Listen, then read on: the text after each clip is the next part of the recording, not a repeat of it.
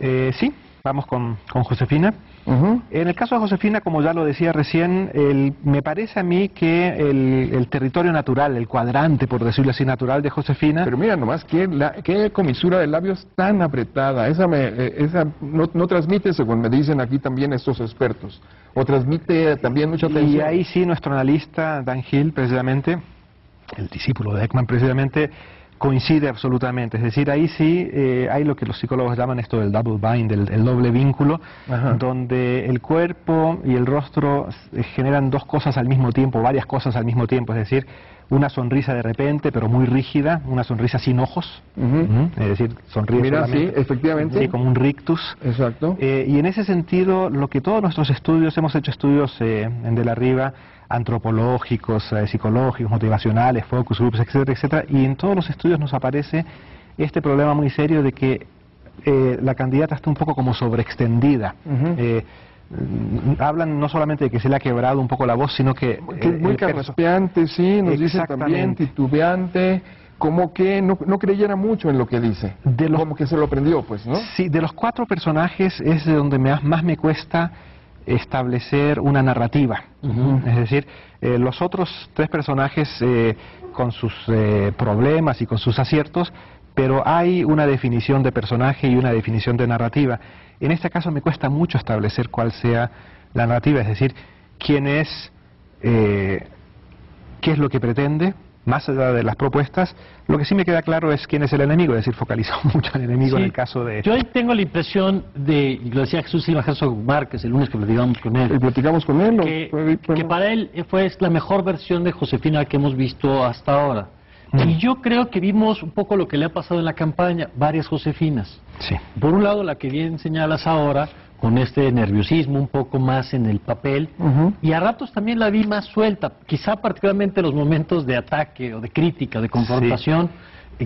No sé si a lo mejor tenemos por ahí una imagen, pero mi impresión es que se relajaba un poco más y que se alineaban un poco más el lenguaje no verbal con el verbal. Sus mismos seguidores en los estudios que hacemos dicen con cierta desesperación que la dejen ser ella, que cuando la dejan ser ella lo trabaja muy bien. Hay 2 problemas ahí en la narrativa. Uno, que no se sabe muy bien a bien quién habla con ella y detrás de ella, y por otro lado esta sobreextensión que hace cuando yo trato de graficarla en lo que llamamos en semiótica el cuadrado semiótico, descubrimos que está en todos lados, y eso es suicidio semánticamente hablando. ¿Pero eso qué quiere decir? Para los amigos que nos están viendo, ¿qué significa estar en todos los cuadrantes? ¿Que tiene muchos discursos o muchos...? Sí, y no hay ningún problema. El cuadrado semiótico, quisiera decir que yo soy el autor, pero es un tal Aristóteles hace 2000 y tantos años. Él hablaba, Aristóteles, especialmente, de que hay en los discursos 3 posibles relaciones. Las relaciones de contrariedad, donde es posible mediar, las relaciones de complementariedad y las de contradicción. En otras palabras, si tenemos 4 territorios, uno de ellos es complementario, otro es contrario, y podemos transitar en esos territorios adyacentes, pero hay uno que nos está prohibido, el contradictorio. Cuando ingresamos en ese, es como si yo quisiera ser, no sé, Michael en El Padrino y al mismo tiempo Jim Carrey. No es creíble, o sea, quiere ser muchos personajes. Demasiados personajes y se sobreextiende, y eso confunde. Que creo que, ahora veremos el caso de Andrés Manuel López Obrador, pero creo que por ahí podremos comentar cosas interesantes. Vamos a ver a López Obrador, ¿sí? Sí. Bueno, en el caso de López Obrador es algo así como... La narrativa está muy clara, el personaje está muy claro, sobre todo está clarísimo el enemigo, ¿cierto? Lo repitió una y otra vez. Estamos ante la historia, en este caso, un poco en el territorio del primer de Quadri, el ámbito de la libertad, digamos, el ámbito del rebelde, el ámbito de lo que los especialistas en esto llaman el cuadrante de la utopía. Y en ese sentido, pues sí es el AMLO de siempre.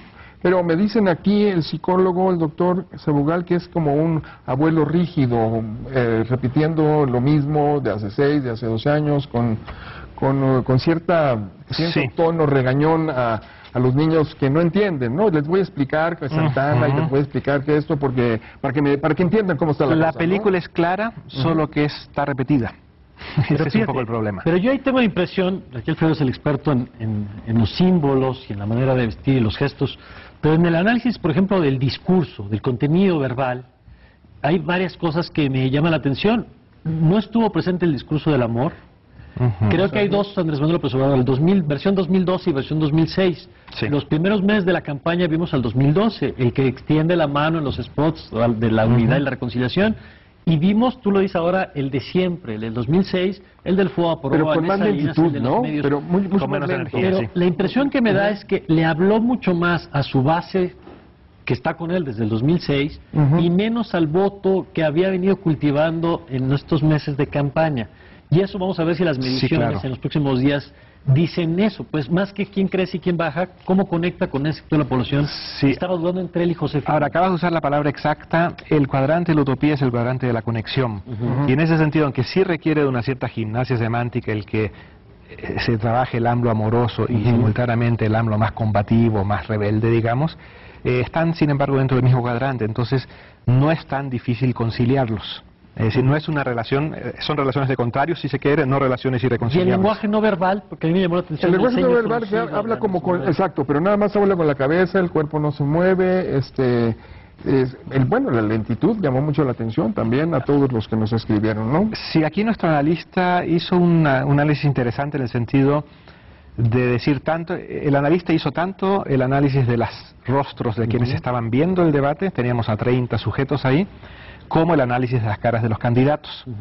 Es sin lugar a dudas el de los candidatos el que más genera, digamos, engagement o, digamos, implicación emocional. Exacto, involucramiento. Involucramiento, genera un inicio de sonrisa, no sonrisas plenas, pero sonrisas al inicio porque tiene la cara de AMLO tiene esta facultad curiosa de decir dos cosas al mismo tiempo, pero dos cosas que no se niegan, y eso genera este gesto de ironía. Entonces, aún sus detractores y aún los que no están con él, les arranca esa sonrisa. Después viene el gesto quizá de reprobación o lo que uno quiere, Muy bien. pero sí mueve esa parte. Muy bien, pues nos vamos a ir a un corte para volver con este temario de las conversaciones públicas, con los temas de las pláticas de usted y los suyos. Eso es la agenda pública. Volvemos.